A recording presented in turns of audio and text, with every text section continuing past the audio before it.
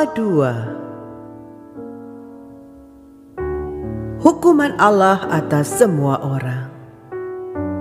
Karena itu, hai manusia, siapapun juga engkau yang menghakimi orang lain, engkau sendiri tidak bebas dari salah. Sebab dalam menghakimi orang lain, engkau menghakimi dirimu sendiri. Karena engkau yang menghakimi orang lain melakukan hal-hal yang sama.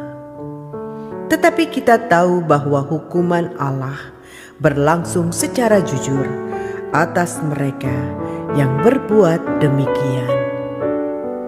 Dan engkau, hai manusia, engkau yang menghakimi mereka yang berbuat demikian, sedangkan engkau sendiri melakukannya juga. Adakah engkau sangka bahwa engkau akan luput dari hukuman Allah? Maukah engkau menganggap sepi kekayaan kemurahannya, kesabarannya, dan kelapangan hatinya? Tidakkah engkau tahu bahwa maksud kemurahan Allah ialah menuntun engkau kepada pertobatan? Tetapi oleh kekerasan hatimu yang tidak mau bertobat, engkau menimbun murka atas dirimu sendiri pada hari waktu mana murka dan hukuman Allah yang adil akan dinyatakan. Ia akan membalas setiap orang menurut perbuatannya, yaitu hidup kekal kepada mereka yang dengan tekun berbuat baik, mencari kemuliaan, kehormatan, dan ketidakbinasaan. Tetapi murka dan geram kepada mereka yang mencari kepentingan sendiri, yang tidak taat kepada kebenaran, melainkan taat kepada kelaliman. Penderitaan dan kesesakan akan menimpa setiap orang yang hidup, yang berbuat jahat, pertama-tama orang Yahudi dan juga orang Yunani. Tetapi kemuliaan, kehormatan, dan damai sejahtera akan diperoleh semua orang yang berbuat baik, pertama-tama orang Yahudi dan juga orang Yunani, sebab Allah tidak memandang bulu. Sebab semua orang yang berdosa tanpa hukum Taurat akan binasa tanpa hukum Taurat, dan semua orang yang berdosa di bawah hukum Taurat akan dihakimi oleh hukum Taurat.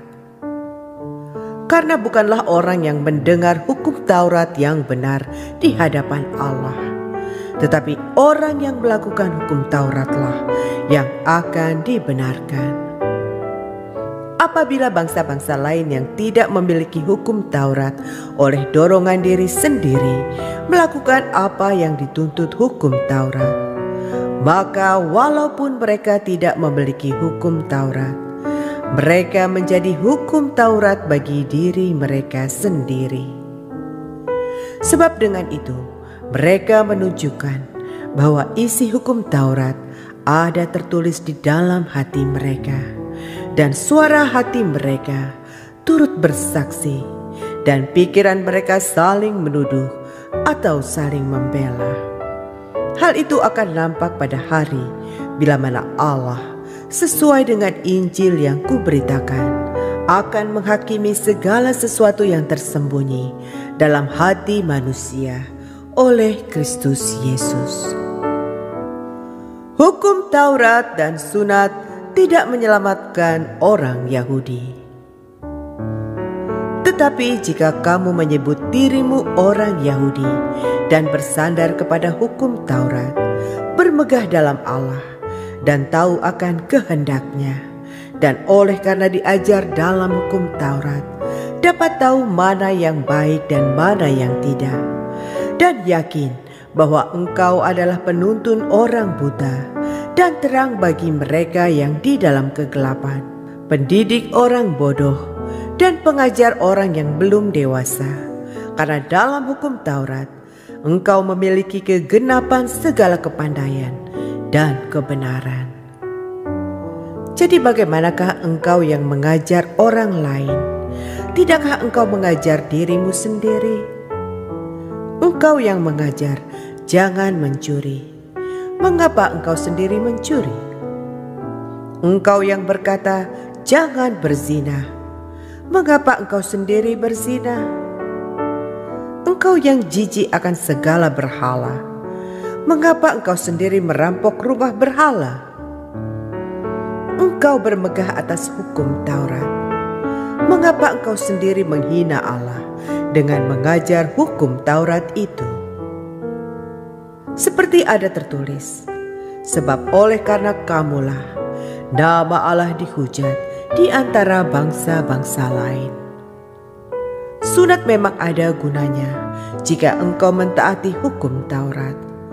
Tetapi jika engkau melanggar hukum Taurat, maka sunatmu tidak ada lagi gunanya. Jadi jika orang yang tak bersunat memperhatikan tuntunan-tuntunan hukum Taurat, tidakkah ia dianggap sama dengan orang yang telah disunat? Jika demikian, maka orang yang tak bersunat tetapi yang melakukan hukum Taurat akan menghakimi kamu yang mempunyai hukum tertulis dan sunat, tetapi yang melanggar hukum Taurat. Sebab yang disebut Yahudi bukanlah orang yang lahiriah Yahudi, dan yang disebut sunat bukanlah sunat yang dilakukan secara lahiriah. Tetapi orang Yahudi sejati ialah dia yang tidak nampak keyahudiannya, dan sunat ialah sunat di dalam hati secara rohani, bukan secara hurufiah. Maka pujian baginya datang bukan dari manusia, melainkan dari Allah.